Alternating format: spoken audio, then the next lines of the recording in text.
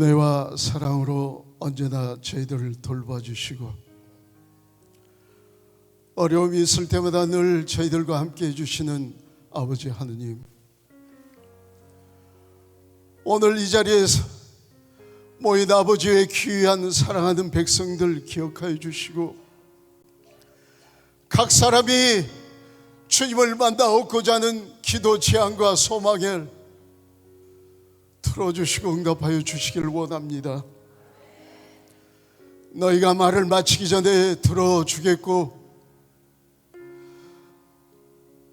너희가 말을 다 마치기 전에 만나 주시겠다는 그 약속의 말씀을 믿사오니, 주님 모처국난 귀한 그 성혈의 손길로 지금 이 시간 아픈 곳에 손을 얹은 이 귀한 자녀들의 정성을 굽어 살펴주시고, 모처국난 귀한 성혈의 손길로 어루만져 낫게 하여 주시기를 원합니다. 입이 있어도 부르짖지 못하고, 입이 있어도 복음을 전하지 못했으며, 입이 있어도 주님을 찬양하지 못했고, 입이 있어도 아버지의 영광을 전하지 못했던 보잘것없고 나약한 저희들이지만, 주님께서는 외면하지 아니하시고 우리의 일거수일투족을 바라보시며 간절한 마음으로 애타게 당신을 그리워하는 이 백성들은 일찍이 시편에 기록되어 있는 말씀처럼 목마른 암사슴이 시냇물을 그리워하듯 애타고 목마른 마음으로 갈급한 심령으로 찾아왔사오니, 오늘 생수와 같은 은혜의 샘물을 먹여주시고 우리의 더럽고 추한 죄악들을 그 깨끗한 정화수로 우리를 씻어주시기를 원합니다. 나의 믿음을 방해하는 더럽고 추한 악한 사탄의 세력들을 오늘 이 시간 나자렛 예수의 이름으로 물리쳐 주시옵소서. 깨끗한 영혼으로 다시 거듭 태어나게 도와주시옵소서. 뜨거운 성령의 불결이 오늘 이 가운데 임하실 수 있도록 입을 크게 여는 이 백성들의 정성을 굽어 살펴 주시옵소서. 그리고 주님, 말 못한 마음으로 가슴에 담고 온, 누구에게 터놓고 얘기할 수 없는 은밀한 죄악 가운데 있는 영혼들 왔습니다. 주님, 이 백성들의 기도도 들어주시고, 비록 은밀한 죄, 누구에게도 발설할 수 없는 무섭고 정말 괴로운 이 죄악들을 우리 주님께서는 여기 이 발걸음을 한 삼성산 성령기도의 이 거룩한 성산에 찾아온 이 귀한 백성들의 정성을 굽어 살피시고 우리의 죄를 용서해 주시기를 원합니다. 살아계신 아버지 하느님, 물질로 고통당하는 이 싸우니 물질에 궁핍하지 아니하도록 주님 재물의 축복도 다시 한번 허락해 주시옵소서. 남편의 문제로, 아내의 문제로, 자녀들의 문제로 문제를 안고 찾아왔사오니, 오늘 하산할 때는 모든 문제가 풀려나는 놀라운 역사가 일어나는 축복과 영광과 권능의 재단이 된 줄 믿습니다. 살아계신 아버지 하느님, 부족하고 어리고 연약한 이 종을 이 재단에 세우셨사오니 한 말씀도 인간의 생각을 전하며 아니오라. 오직 살아계신 우리 주님의 원의만을 전할 수 있도록 도와주시고, 부족한 종의 증거를 통하여 주님의 말씀이 전파될 때 아버지께서 각 사람의 마음의 문을 열어 그 말씀을 온전히 받아들일 수 있는 은혜를 베풀어 주시옵소서. 모든 기도를 살아계신 우리 주 예수 그리스도를 통하여 감사하며 간절히 기도 올려 싸움나이다. 아멘. 성부와 성자와 성령의 이름으로 아멘.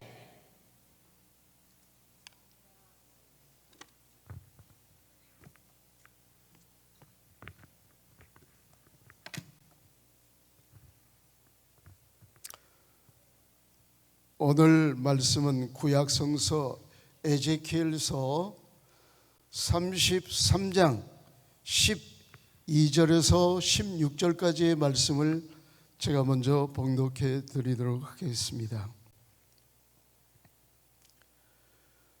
너희가 어찌하여 죽으려 하느냐? 너 사람의 아들아, 내 동포들에게 말하라. 의인이라도 죄를 짓는 날에는 그의 의로움이 그를 구해주지 못한다. 악인이라도 자기의 악을 버리고 돌아서는 날에는 그 악에 걸려 넘어지지 않는다. 의인이라도 죄악을 저지르는 날에는 자기의 의로움으로 살 수 없다. 내가 의인에게 반드시 살 것이라고 하였어도 그가 자기의 의로움만 믿고 불의를 저지르면 그의 의로운 행위는 하나도 기억되지 않은 채 자기가 저지른 불의 때문에 죽을 것이다. 그러나 내가 악인에게 너는 반드시 죽을 것이다 하였어도 그가 자기의 죄악을 버리고 돌아서서 공정과 정의를 실천하여 담보로 받은 것을 돌려주고 강도짓으로 뺏은 것을 배상하고 생명의 규정을 따르면서 불의를 저지르지 않는다면 그는 죽지 않고 반드시 살 것이다. 주님의 말씀입니다.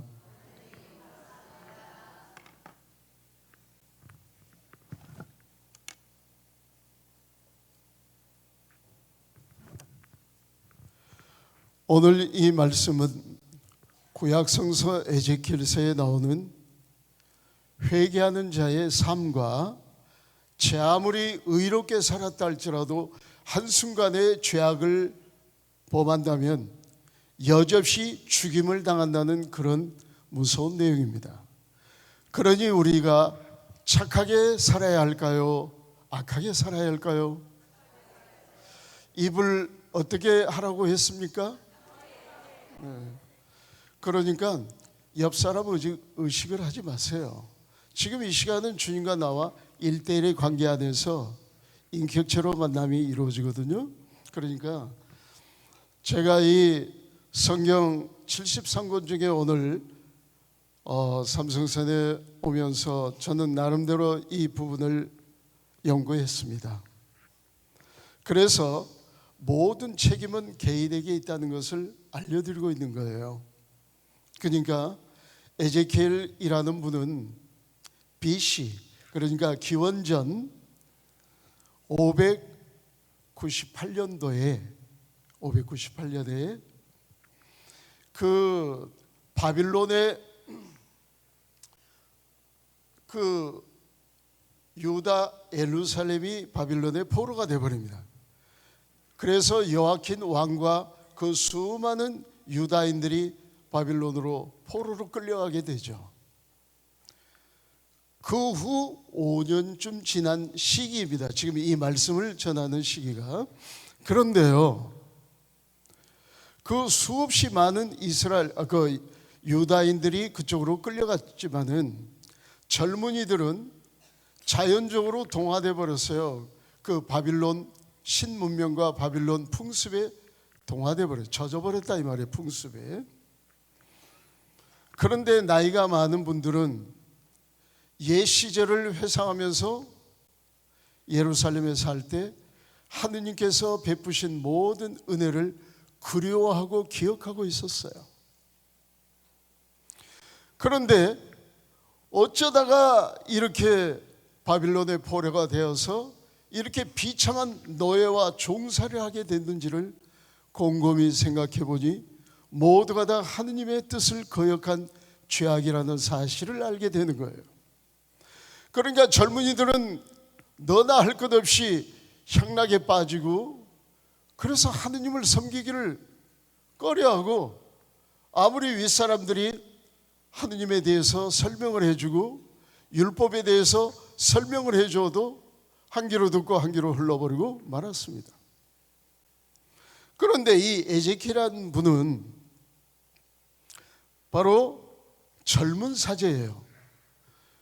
그 유다 예루살렘에서 성직자 생활을 하다가 포로가 돼서 와서 성직에 대한 회의를 느끼면서 이제 오히려 이 성직을 버릴까 하는 생각을 하고 있었습니다. 왜?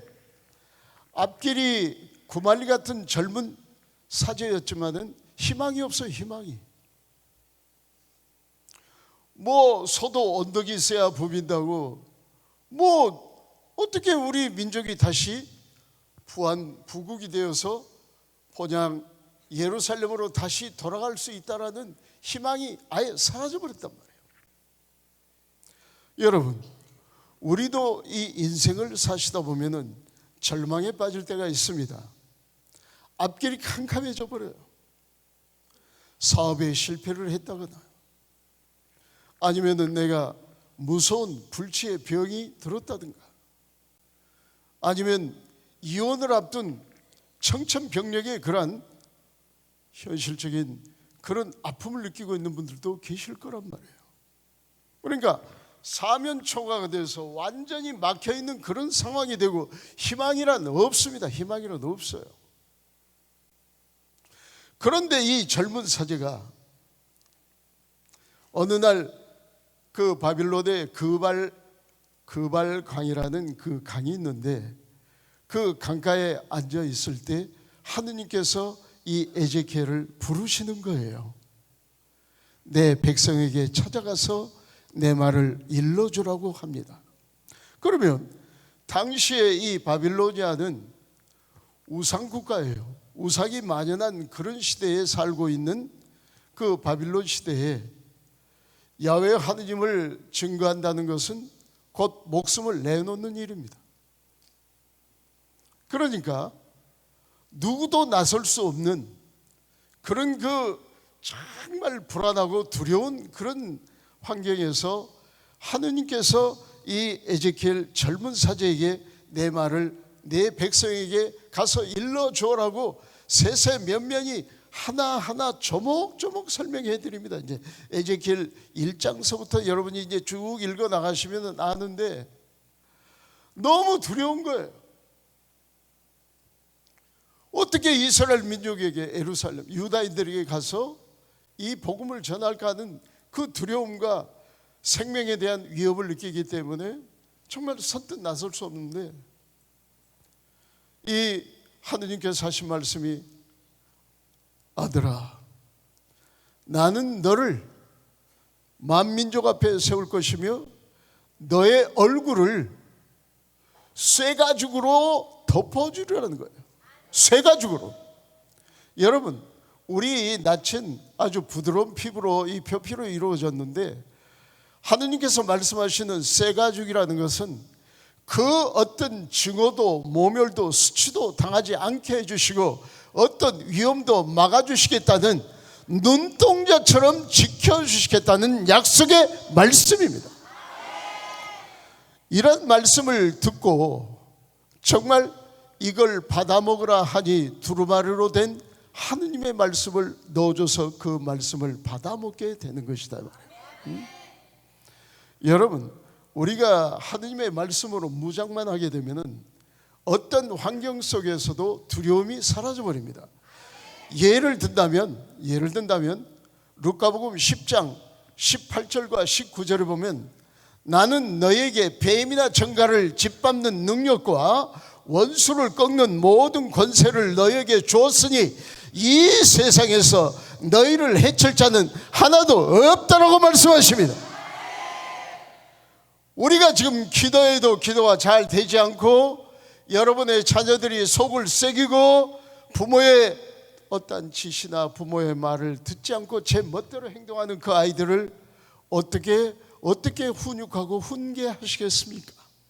이미 그 아이들의 생각은 변해 버렸는데, 이 세상 그 바빌론의 포로로 유배에 떠났던 예루살렘 유다인들이, 젊은 청년들이 모두 바빌론 문화에 젖어서 그들 풍습에 우상을 섬기고 따라가고 있는데 말입니다.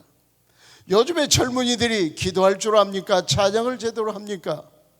부모를 제대로 섬기기를 합니까? 성당에를 자주 와서 미사를 드리기라도 합니까? 가톨릭 성가도 알지도 못해요.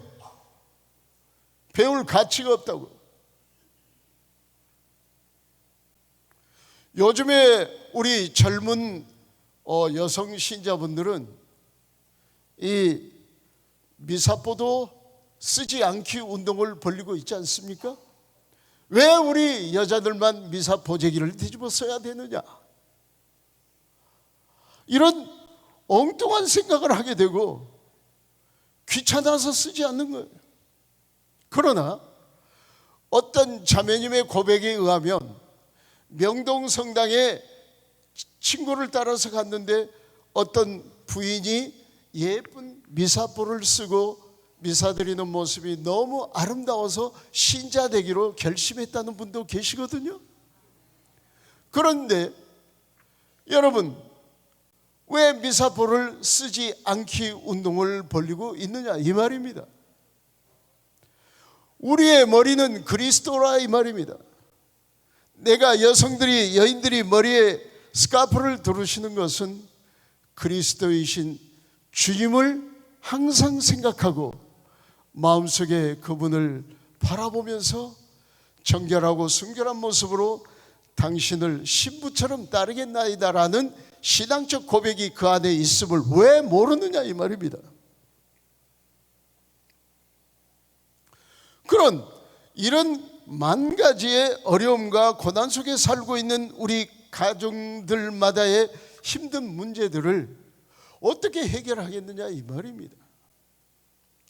이건 분명히 악한 사탄의 세력이 우리 집안을 이렇게 악한 기운으로 휘둘고 있기 때문에 그렇습니다.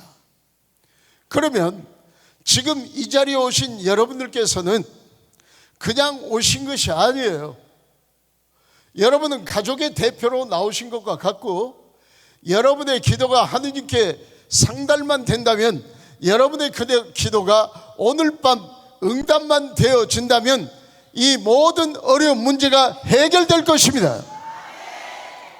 이런 악한 사탄들을 무엇으로 쫓느냐, 이 말입니다. 마르코복음 9장 23절에 보면은 예수님의 제자들이 모여있는 그 장소에 한 악령 들린 아이의 아버지가 악령 들린 아들을 데리고 찾아오던 장면이 있죠. 이럴 때 무조건 대답만 하시면 됩니다.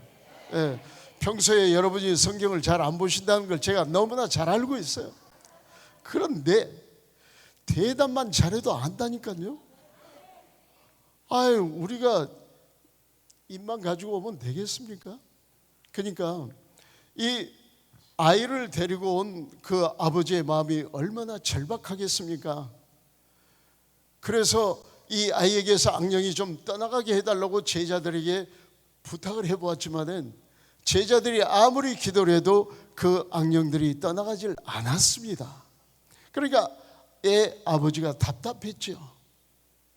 그래가지고 정말 답답한 건 고사하고 이 12 제자들이 얼마나 창피했겠습니까?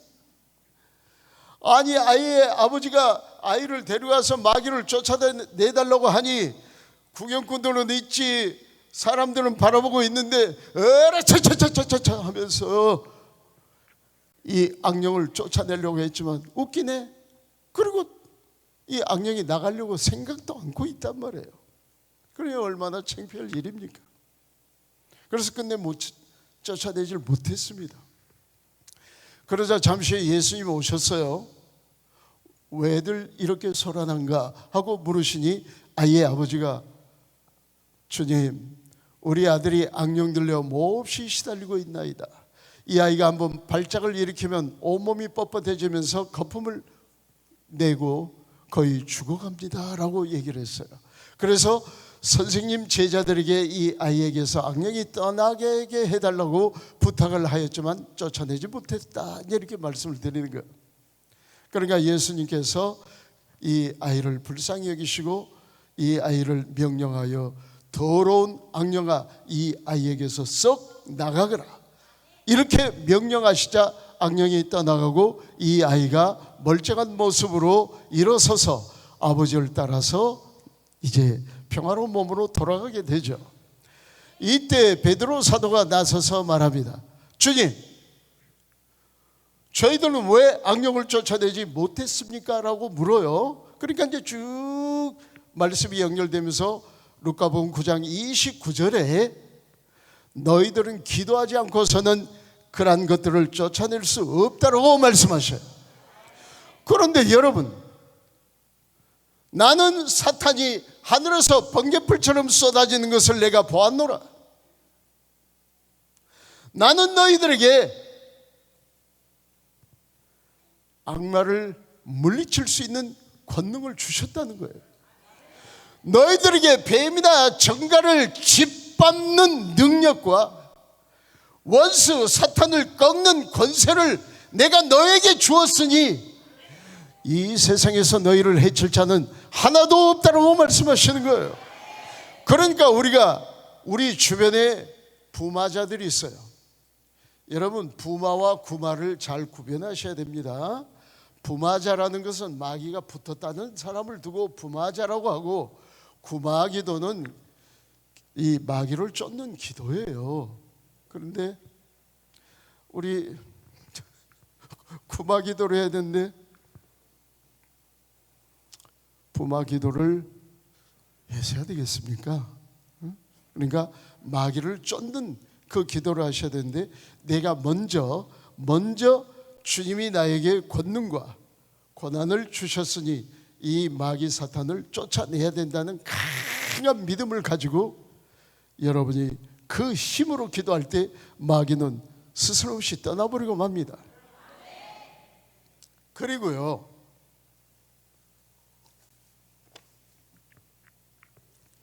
한 가지 덧붙여 말씀을 드린다면, 부부간에 다툼이 있어요. 다툼이, 가정 불화가 있을 때 여러분이 가만 생각해 보면은 모든 불화는 이 말 때문에 생겨나는 거거든요.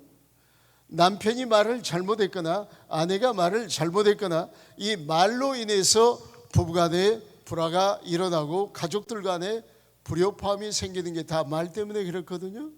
그러니까 주님은 우리더러 항상 입 다물으라는 것입니다. 입을 다물으라는 거예요. 찬양하고 기도할 때는 입을 크게 벌리지만, 여러분, 어떤 분쟁의 소지가 있을 때는 항상 입을 닫아야 되는 것이에요. 그런데 마르코복음 1장 23절에 그 악령이 막 떠들어대고 있습니다. 나는 당신이 누구신지 잘 압니다. 당신은 하느님의 아들 그리스도이십니다 하면서 막 떠들어대는 거예요. 우리를 없애러 오셨어요? 우리를 간섭하러 오셨습니까? 하고 막 예수님이 오시는 걸 굉장히 싫어해요.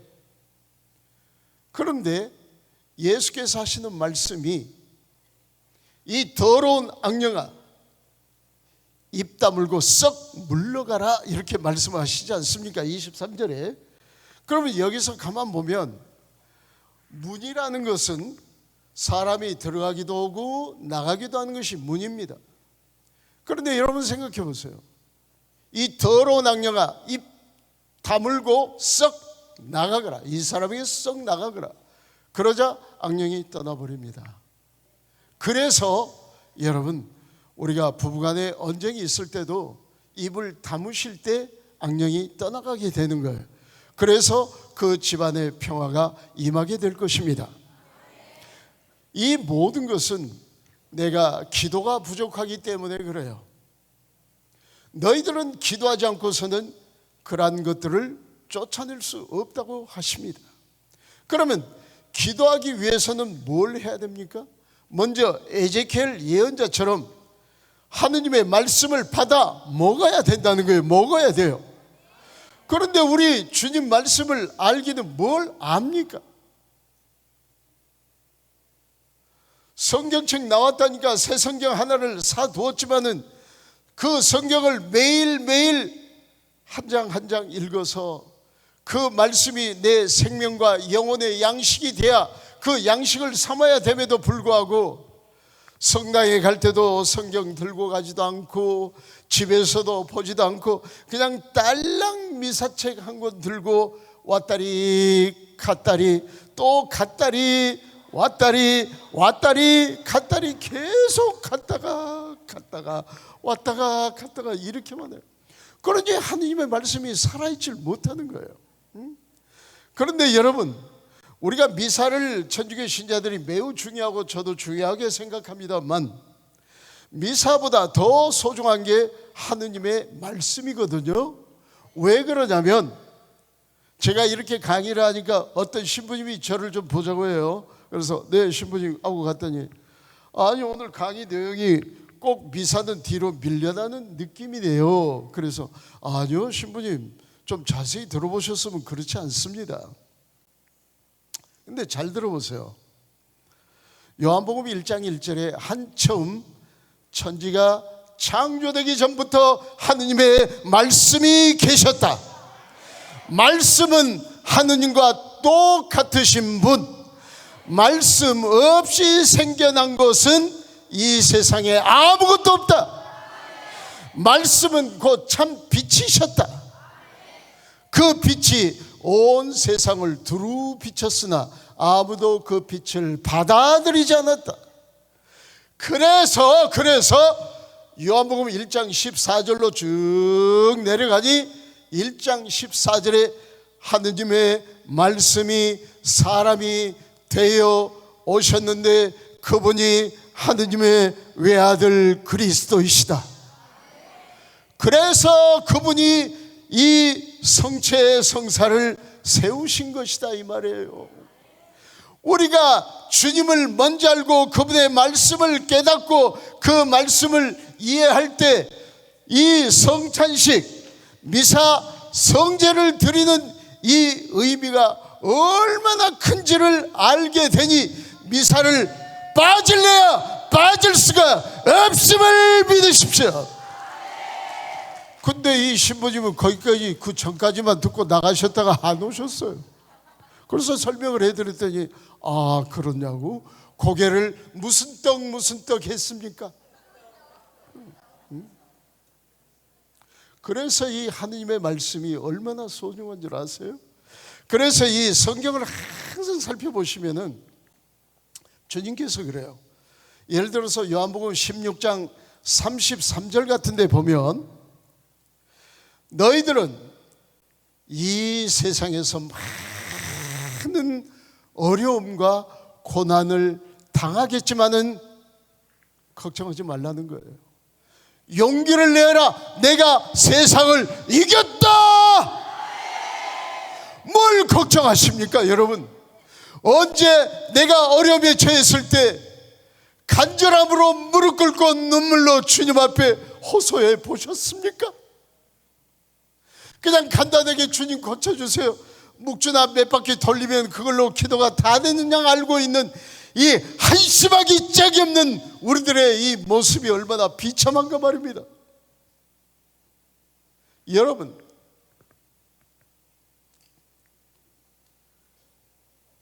어렵고 힘들 때 괴로울 때 무릎을 꿇고 기도하세요. 어떤 분들은 그냥 지금 다리가 아프신 분은 어쩔 수 없지만 지금 하느님의 말씀이 선포되고 있는 지금 이 시간 그래도 다리가 웬만히 안 아프면은 다소곳이 다리를 좀 오므리고 하품이 나오면 있는 대로 입을 아까 벌리라 했다 해서 하품도 그냥 주님 앞이니 성전에서 아픔이 나면 좀 이렇게 좀 하고 다리도 좀 오므려. 그러나 다리가 불편하신 분은 펴세요. 괜찮아요. 왜냐하면 주님께서 병자들을 부르실 때에 곤매파리, 절름발이, 또 그 다음에 중풍병자, 나병 환자, 소경, 귀머거리, 벙어리 할 것 없이 온갖 병자들이 다 왔는데 그 중에는 다리가 아픈 곤매파리와 절름발이도 있었을 것이다 이 말이에요. 그런 그분들을 모두 성한 몸이 되게 고쳐주셨음을 믿으십시오.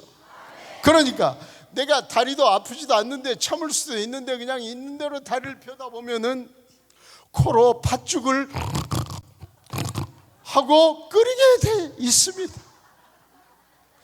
밤새도록 콧팥죽을 끓여봤자 사먹는 사람이 없어.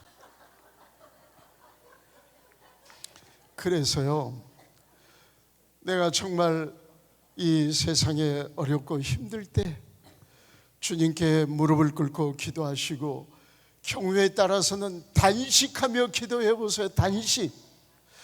지금 밥맛이 없다고 반찬 투정하고 쌀밥 안 해준다고 투정하고, 그 남편 좀 오래 살려보겠다고 잡곡밥을 해서 이렇게 드리고 된장찌개를 해서 해주는데 이런 게 밥이냐, 이런 게 국이냐, 이런 게 내가 돈을 얼마나 벌어다 준데 이게 뭐냐면서 막 패기치고 투덜거리고 한단 말이에요.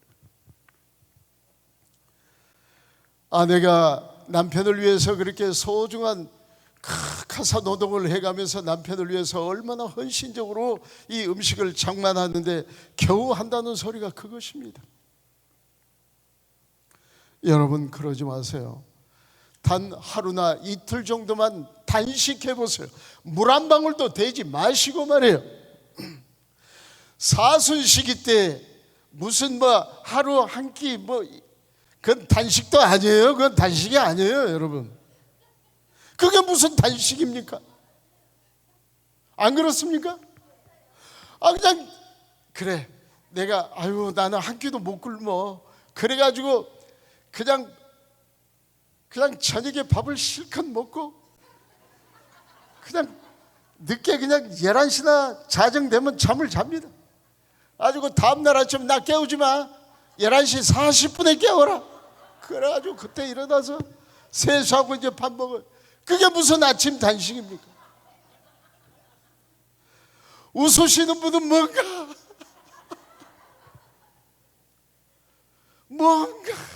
한 번쯤 경험이 있으실 거예요. 여러분이 그렇다는 것이 아니라 제가 그랬습니다. 제가요. 근데 그럴 수 있어요. 그러나 단식의 참된 의미가, 여러분 구약성서 이사야 58장에 보면 단식의 참뜻이 나옵니다. 이사야 예언자가 단식은 이런 것이다 하면서 알려주시는데, 우리가 음식을 안 먹는 것만이 단식이 아니라 억눌린 자를 해방시켜주고, 길 잃고 방황하는 나그네 같은 사람들을 내 집으로 맞아들이고, 헐벗은 사람에게 입을 것을 주고 굶주린 사람에게 먹을 것을 주는, 그것이 바로 참된 단식이라고 정의를 내려주고 계십니다. 우리 천주교 신자들이 하도 단식을 안 하니까 우리 교회법으로 정해서 단식을 지금 선포하고 있는 거지, 실제 이건 단식도 아니에요. 그리고 여러분, 우리가 사순시기 때마다 곧 닥쳐오는데, 사순시기 때마다 우리가 자선금이라고 해서 내놓죠. 어떤 분은 지금 뒤를 사정없이 제끼고 있습니다. 근데 주무시는 건 괜찮아요. 근데 이렇게 잘못 제끼다 보면 이 목 디스크 생길 수가 있거든요. 그러니까 누가 이렇게 제끼고 있으면 빨리 좀 막아주세요. 얼마나 복음이 달콤하고 정말 감미로웠으면은, 어떤 분은 또 이렇게 동서남북을 다 휘둘러. 지금 이 시간은 지금 새벽 2시 11분인데 가장 잠이 오는 시간이거든요. 그렇기 때문에 저 정신을 바짝 차리시고 들으십시오. 그래서 우리가 그 어떤 문제가 있을 때마다 주님께 간구하여 그 응답을 받아내야 되는데 단식 조금 해가지고는 되는 법이 없어요. 그래서 여러분, 우리 건강을 위하고 음식 투정을 하지 않기 위해서는 단식을 해보면 음식의 참된 맛을 느낄 수가 있습니다. 느낄 수가 있어요. 단식이라는 건 하루 이틀도 중요하지만 사흘, 나흘, 닷새, 일주일, 보름, 그 다음에 20일, 한 달 동안 이렇게 단식하게 되면은 우리의 머리에서 발끝에 이르도록 우리의 전신의 모습이 바꿔져 버려요. 근데 모두가 다 두려워서 그렇게 못합니다. 근데 여러분에게 지금 제가 저는 30일 했으니까 저는 30일 그건 말씀을 제가 어느 정도 했다는 건 말씀드릴 필요도 없어요. 근데 30일 정도 만약에 단식하신다면은 죽게 돼요. 죽게 됩니다. 그러니까 30일 정도 단식한다면 한 달 동안 식음을 전폐한다는 것은 곧 죽음을 담보로 하는 거거든요. 이거는 내가 암이라든가 불치의 병이 들었을 때는요, 하느님께서 나에게 이 병을 고쳐주시지 않으면, 응답해 주시지 않는다면 나는 주님 대전에서 죽더라도 주님께 기도하면서 죽겠습니다라는 각오 없이는 그런 기도는 원치 말아 주십시오.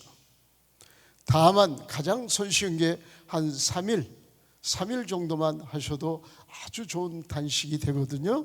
그러니까 그런 단식을 함으로써 기도하시면 기도의 영역도 높여지면서 여러분의 모든 신진대사도 원활해지면서 밥맛도 좋아지고 병도 고쳐질 수가 있다는 것입니다.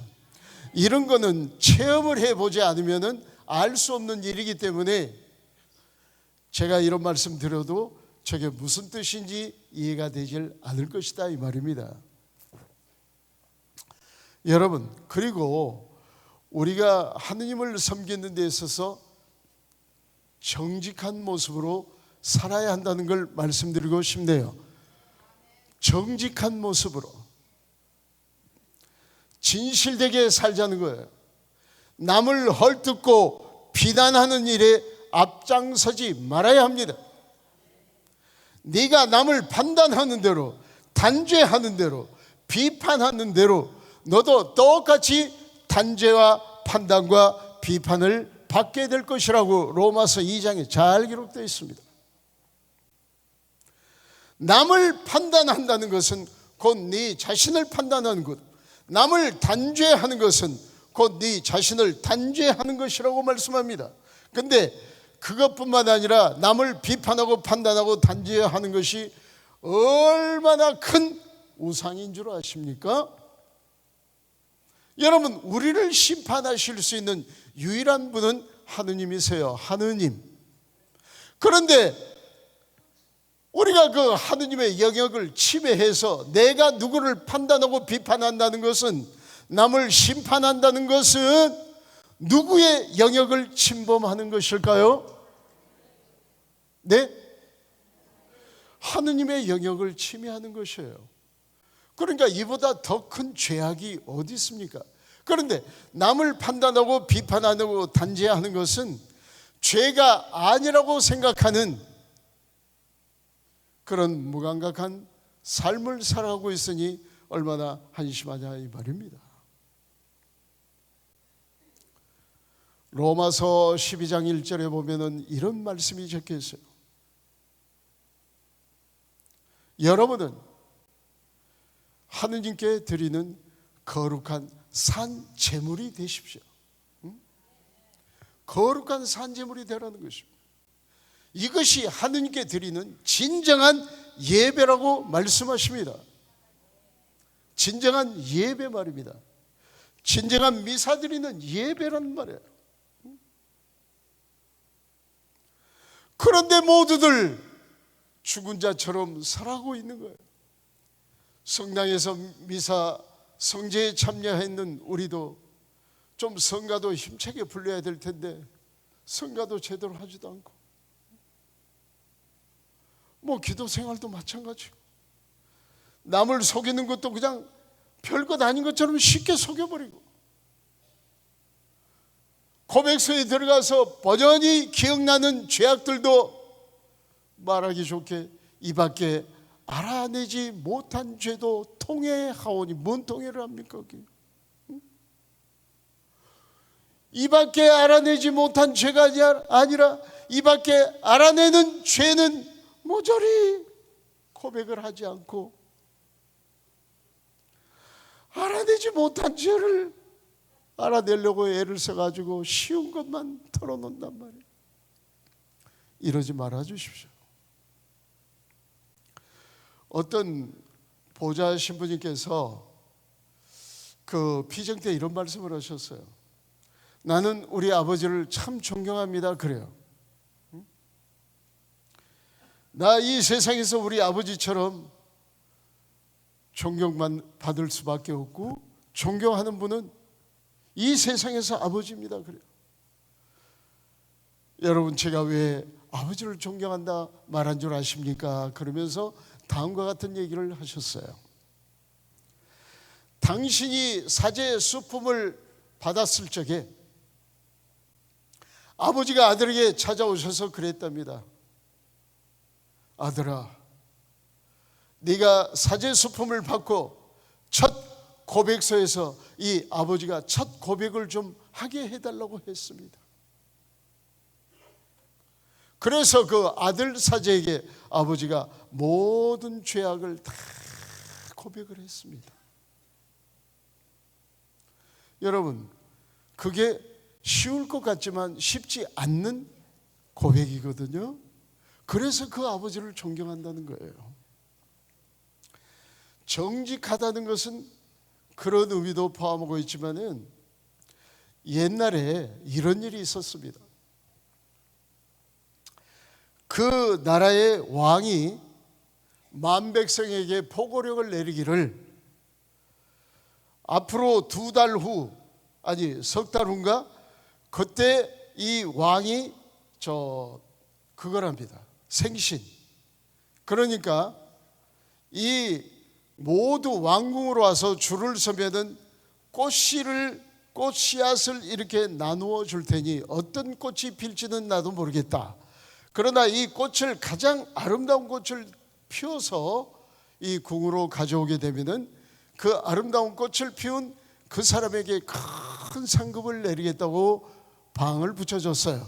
그러니까 많은 사람들이 이제 막 앞다투어 가서 꽃씨를 받아다가 약속한 그날에 물을 주고 뭐 거름을 주고 온갖 정성을 다해서 꽃을 아름답게 피워서 모든 사람들이 임금님 생신에 맞춰서 꽃을, 화분을 들고 갔습니다. 그래서 이제 이렇게 큰 왕궁들에 많은 사람들이 그 꽃을 피워놓은 그 꽃 화분을 이렇게 왕이 이렇게 보고 갑니다. 저마다 아름다운 꽃들이 만발해 가지고 있습니다. 근데 이렇게 지나가니 어떤 12살 정도 되어 보이는 소년 앞으로 다가가니 다른 사람들의 화분은 모두 꽃이 피어 있는데 이 아이에게만은 화분이 그냥 그대로인 거예요. 비어 있어요. 싹도 나지 않았습니다. 그러니까 여기에서 이 왕이 묻습니다. 얘야, 너는 어찌 꽃이 피질 않았느냐라고 물어요.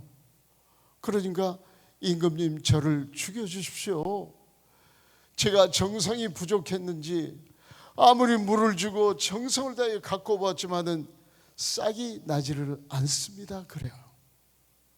그러니까 임금님께서 하시는 말씀이 이 소년이야말로 정직한 소년이다 그러신 거예요.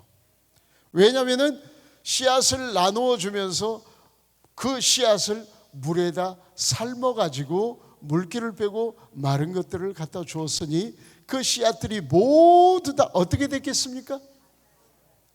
네, 다 죽어버린 씨앗이었습니다. 그런데 이 소녀는 그 씨앗을, 죽은 씨앗을 그대로 가져온 거예요. 남들은 씨앗이 안 나니까 아무 곳이나 갔다가 이제 심고 해가지고 화려하게 쉬어. 또 정직한 사람 한 사람을 더 소개하면은 이런 사람이 있습니다. 6.25 때 북한에서 월남해 가지고 저 부산 쪽에서 붕어빵 장수를 하던 한 사람이 돈을 엄청 많이 벌었습니다. 돈을 많이 벌어가지고 뭔가 해방이 되면 아내와 자식들에게 이 많은 돈을 남겨주려고 했는데 남북의 38선이 가로막혀서 통일이 되지 않는 바람에 드디어 이제 영원히 생리별을 하게 되지 않았습니까? 그래서 이제 빵을 구워서 이제 이렇게 장사를 하니 소문을 듣고 많은 사람이 그 맛있는 빵을 먹기 위해서 사다 보니까 엄청나게 많은 돈을 벌었는데 후사가 없어요. 자식도 없고 아내도 없고 그렇게 외롭게 살았습니다. 근데 어느 날 그 지게꾼이 한 사람이 있었는데 지게꾼이 이제 어쩌다 품삯을 받아가지고 오랜만에 품삯을 받아가지고 10전을 받아가지고 풀빵을 5개를 샀어요. 붕어빵을. 그래가지고 시글세라 품 안에 담고 자식들 세 자식들이 있는데 그 아이들에게 며칠 동안 쫄쫄 굶고 있는 그 아들을 생각하면서 이 빵을 빨리 갖다 주려고 왔습니다. 그래가지고 이제 빵을 하나씩 나눠줬어요. 근데 막 먹으려고 하는데 빵을 이렇게 딱 쪼개는데 뭐가 뚝 떨어져요. 보니까 거기 금반지가 뚝 떨어지는 것입니다. 금반지가. 그러니까 아빠 이게 뭐예요? 그러니까 금반지로구나. 와 우리 부자 됐네. 아빠 이게 얼마나 가치가 있는 거예요? 그러니까 글쎄 이거 팔면 한 1년 정도는 우리가 식량 걱정 없이도 살 수 있겠구나 그랬어요. 그러니까 아빠 우리 이거 빨리 팔아요. 팔아서 우리 쌀 사서 빨리 밥도 해먹고 고기도 사 먹어요. 그러니까 아니다. 우리는 빵을 산 것이지 실수로 이 반지를 떨어뜨린 그 빵가게 주인의 반지이니 돌려줘야 된다. 잃어버리고 얼마나 속을 태우고 있겠느냐. 그러니까 이 금반지는 그 빵가게 그 할아버지의 것이니 이걸 갖다 드려야 된다. 이제 이렇게 했어요. 그러니까 아이들은 좀 아쉬웠지만 아버지가 그렇게 하니 그렇게 하라고 이제 그렇게 해서 보냈어요. 그래가지고 이제 그 빵가게 가가지고 주인장 아까 조금 전에 제가 빵을 5개를 10전 주고 사갔는데 그 붕어빵 가운데 하나에 이 반지가 떨어져 있었습니다. 이것은 제 것이 아니니까 돌려드리죠 했어요. 그러니까 그냥 그 빵가게 주인이 손을 덥석 잡으면서 내가 당신 같은 사람을 찾기 위해서 지금 이 금반지를 20개를 가끔씩 내보냈지만 한 개도 돌아온 것이 없었는데 오늘 진정으로 당신 같은 정직한 사람을 만났으니 내가 이 빵가게와 이 모든 기술을 다 가르쳐 주겠다고 그랬습니다. 그러니까 이 하루아침에 지게 분팔이를 하지 않아도 될 그런 엄청난 기술 습득 그 모든 걸 받게 됐으니 또 이 할아버지가 그 궁색하게 살고 있는 지게꾼 가족들을 모두 자기 집으로 불렀어요. 그래가지고 그 2층 양옥집에 살게 하고 나중에 돌아가시면 장사 치러 달라고 하면서 돈 유산 다 주면서 이렇게 아버지처럼 모시고 손주처럼 이렇게 여기면서 아주 아름답게 이런 정직한 사람들에게 그 주님을 믿지 않았지만 그런 하늘의 복도 내려주시는 것이다 이 말이에요. 그러니까 이 정직이야말로 얼마나 소중한 우리의 자산이 되는 것입니까? 그런데 남을 속이고 저울을 속이고 그늘 속이고 대박을 속이고 여러분 이 성경 잠언에 보면 하느님께서 가장 역겨워하고 싫어하는 일이 바로 근속이고 저울 속이고 대박 속이는 걸 가장 싫어하신답니다. 오늘날 중국에서 무분별하게 들어오는 고춧가루, 밀가루 할 것 없이 콩 할 것 없이 음식물 가지고 장난하는 사람들은 얼마나 많습니까? 지금은 그들이 돈을 벌어 호의호식 알려지 몰라도 그들은 분명 그 죄가 하늘에 쌓여 있단 말이에요.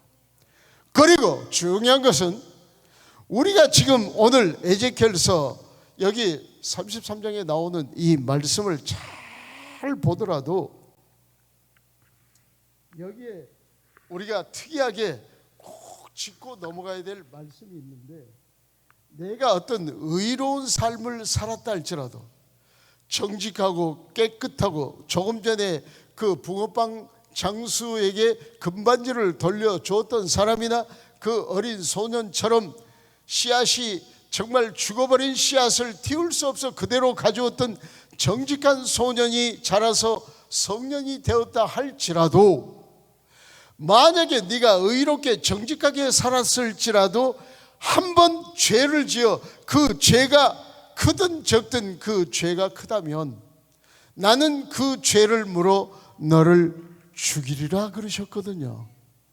그러니까 우리가 자선을 베풀고 선한 일을 많이 행했다 할지라도 내가 악한 일을 저지르고도 예전에 내가 하느님께 의로운 일을 많이 했고 자선을 많이 했고 가난한 사람들에게 나누어줬고 헐벗은 사람에게 입을 걸 주었고 굶주린 사람에게 먹을 걸 줬다 할지라도 한순간에 내가 죄악을 저질렀다면 그 죄악 때문에 너는 죽임을 당할 것이다, 이 말씀입니다.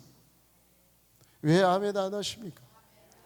그러니까 뭔가 여러분 내 마음속에 뭔가 정말 찝찝한 그 죄책감을 간직하고 계시지 말고 털어버리시라 이 말이에요. 고백소에 들어가시기를 뭘 그리 주저하십니까? 우리가 모두 경험한 바지만 고백소에 들어갔다 나오면은 몸이 깃털처럼 가벼워지든가요? 안 가벼워지든가요? 가벼워지는 그 가벼움 속에 마음에 무거웠던 짐을 털어버리고 사셔야지 왜 그걸 무거운 짐을 지고 살아가느냐 이 말입니다. 그리고 또 고백서에서 다 하지 못한 그런 죄에 대해서는 이런 철야 기도 재단이나 이렇게 피정이나 이런 중요한 시간, 이런 장소에서 눈물로 무릎 꿇어 간구하는 그 기도를 주님은 들어주시기 때문에 여러분 주저하지 마시고 그 기도를 꼭 해나가시기 바랍니다. 제가 그 성경 강의를 하고 있는데요, 그 어떤 자매님이 결혼을 해서 3년 됐는데 아들 하나 딸 하나를 낳았어요. 근데 결혼 후 3년 후에 남편이 뇌졸중으로 쓰러져서 반신불수가 되어서 대소변을 받아내는 신세로 전락하고 말았습니다. 이 젊은 세대기 아이들은 어리지 정말 거의 35년 동안을 대소변을 받아내면서 살아왔으니 이 자매님의 얼마나 힘들고 고통스러운 나날이었겠습니까? 그런데 이 자매님은 성경 공부를 하러 오셔서, 근데 제가 이제 이렇게 물었어요. 아이고 자매님, 또 어떤 경우에는 제가 모르고 큰 실례를 했어요. 할머니 그랬거든요. 그러니까 아우 선생님 저 할머니 아니에요 그래요. 그래요? 죄송한데요. 그럼 어떻게? 그때 당시 저보다 나이가 어리더라고요.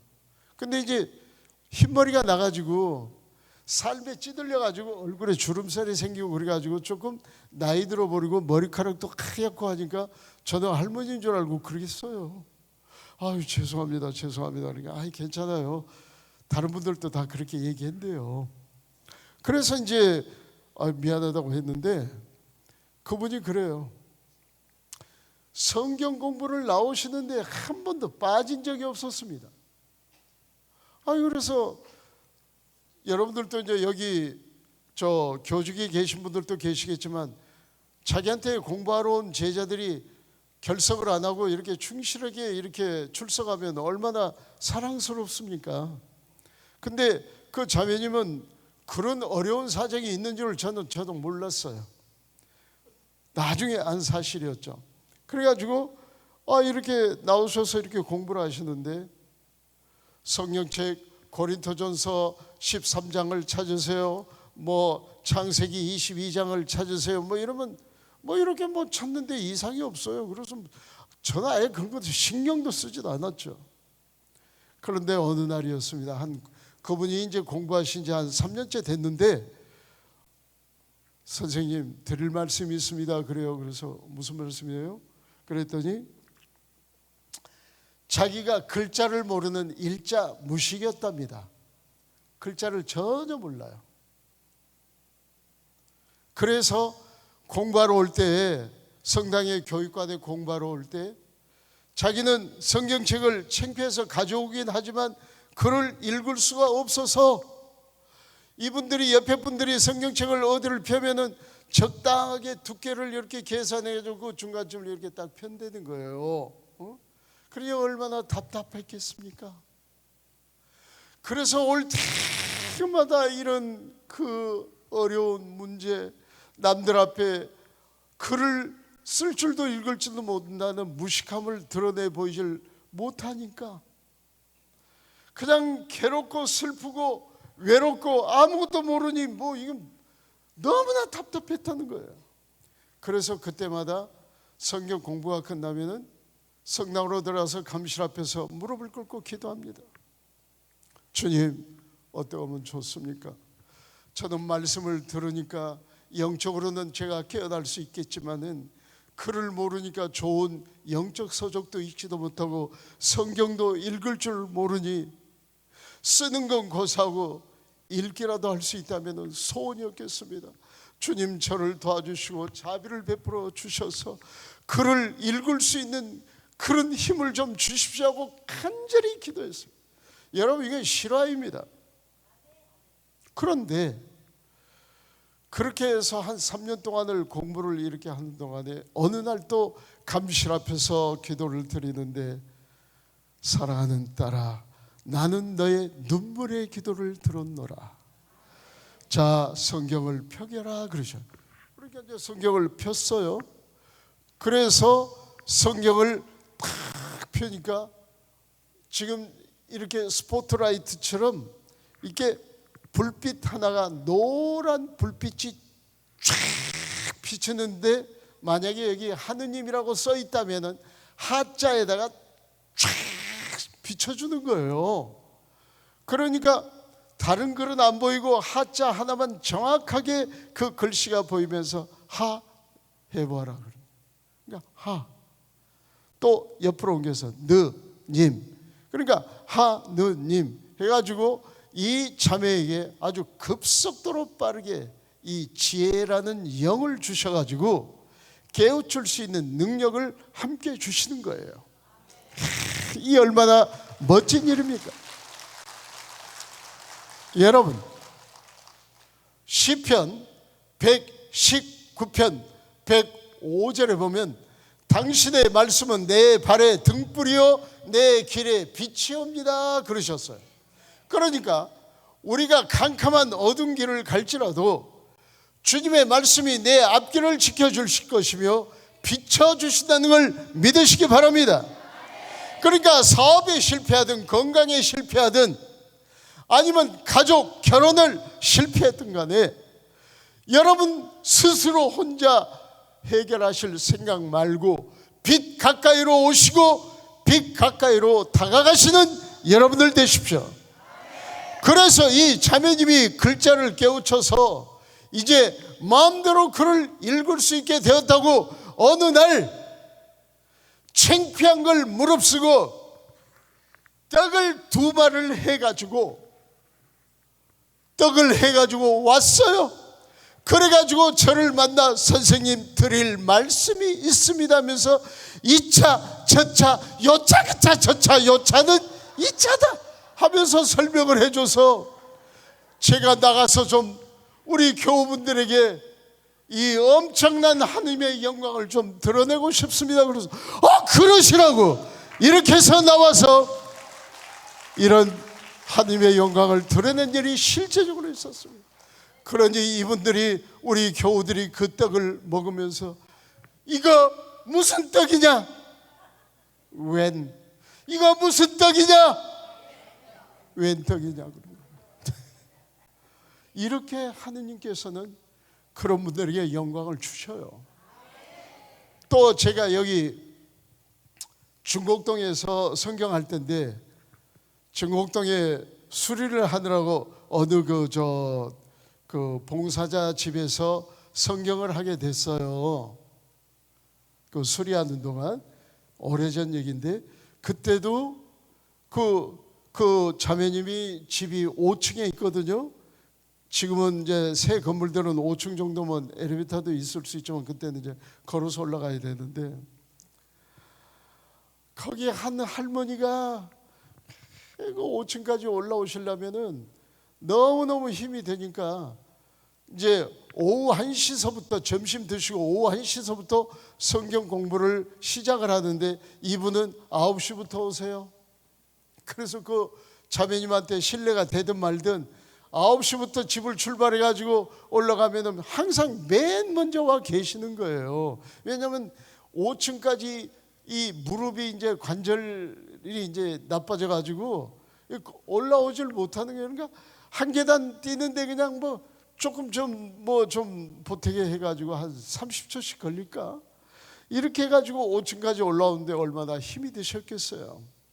근데 항상 성경이 끝나고 나면 저한테 그래요. 선생님, 하느님께서는 나 같은 이런 늙은이 이런 무릎도 고쳐주실까요? 그래요. 그럼요. 고쳐주시죠. 저는요 이 퇴행성 관절염이 돼가지고요 이게 도저히 못 올라가는데 여기 집주인 자매님한테도 미안하고 어쩌다 내가 조금 집에서 늦게 출발하면 저 때문에 다른 사람들이 올라오기가 힘이 들어서 너무너무 부담을 주는 것 같아서 이 늙은이가 그만둘까도 생각해 봤다고 그러는 거예요.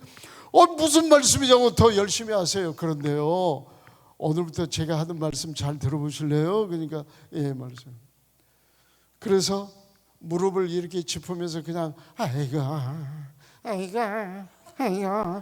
이렇게 하지 말고 주님께서 아름다운 찬양과 기도를 들으시길 원하시지 아이고 그래서 괜히 입맛 다시면서 이러고 다니지 마시라고 그랬어요.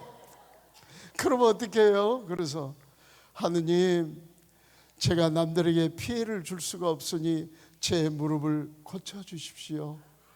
하느님은 살아계시죠? 고쳐주십시오. 저더러 그걸 청기가 없어서 못 외우니까 써달라 그래서 써드렸더니 이거를 멜빵을 해가지고 목걸이 해가지고 이걸 보겠다는 걸 그렇게 해드렸습니다. 명찰 사다가.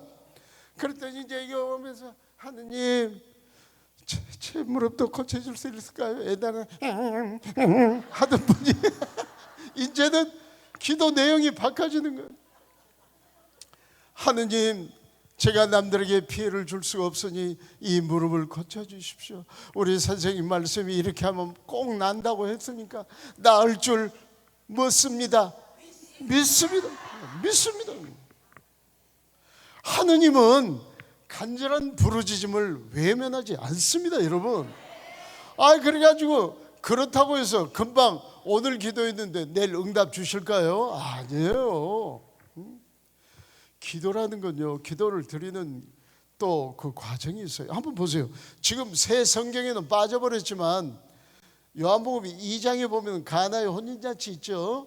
지금은 그냥 돌 항아리에다 6항아리에 물을 가득 채워라. 그리고 갖다 주어라니까 갖다 주었으니 그냥 과방장이 마셔보니 이 술이 이렇게 좋은 술이 남았냐고 감탄했지만 옛날에 우리 구성경 공동번역에 보면은 요한복음 그 가나의 혼인잔치에 요한복음 2장 9절에 보면 아주 기가 막힌 좋은 말씀이 있어요. 이게 무슨 말씀이냐면 물은 어느새 포도주로 변해 있었다. 바로 이 말씀입니다. 이 좋은 말씀이 왜 빠져버렸는지 모르겠지만은 여러분 기도하는 과정에 기도하는 동안 어느새 그 할머니의 무릎이 고쳐졌음을 믿으시기 바랍니다. 이래 가지고 고쳐져 버렸어요. 여러분, 말씀을 들으러 오는 그분, 말씀을 들어와서 글을 읽었던 그분, 모두가 이 말씀을 통해서 이루어지는 놀라운 하느님의 능력과 영광을 드러내 주신 것입니다. 여러분, 우리가 이 하엘라는 여인을 볼지라도 하엘라는 부인이 얼마나 12해 동안을 가산을 탕진해 가면서 의사에게 보이느라고 모두 다 재산을 다 날려버렸어요. 그래도 결국 남은 것은 그 여인의 비참한 몰골이었습니다. 몰골. 피골이 상접했다는 거 아시잖아요. 뼈다귀 위에다 껍데기만 딱 달랑 입혀져 있는 것 같은 아주 비참하고 초라하고 볼품없고 너무 처절하고 너무 정말 슬퍼 보이는 그 여인 말입니다. 이제 자기 식구들도 외면합니다. 왜냐하면 여인들이 매달 하는 그 맨스 시기가 아닌데도, 맨스 아십니까? 모르는 분 계시면 제가 알려드리고요. 그래서 이 맨스 시기가 아닌데도 하혈을 하면은 당시에 부정한 여인이라 해서 돌로 때려 죽여도 살인죄가 성립되지 않는 시기였어요. 그런데 이 여인이 피를 흘리고 다니며 먹는 것도 제대로 먹지 못하고 돈도 다 써버리고 가족들도 외면하니 이 여인은 의지할 데가 없었습니다. 너무 불쌍하고 초라하고 처량한 신세 아니에요?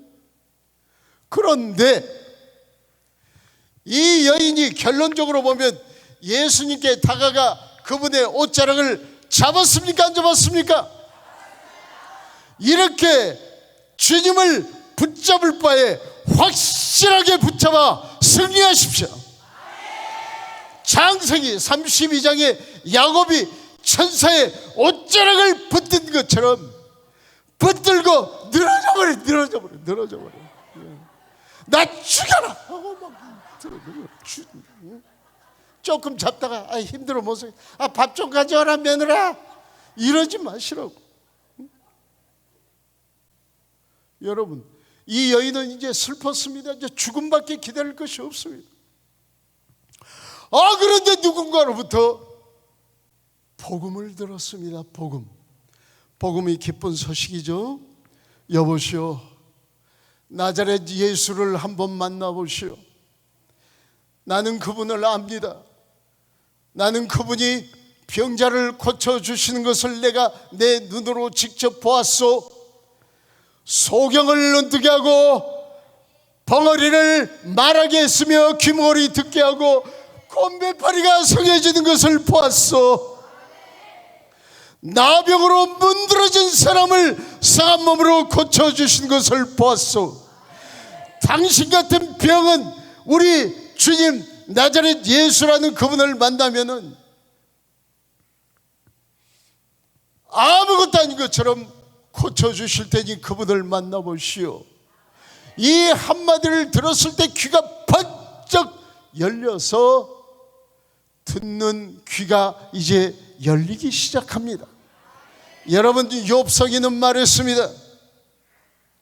얼마나 고통 중에 살았습니까? 그러나 나는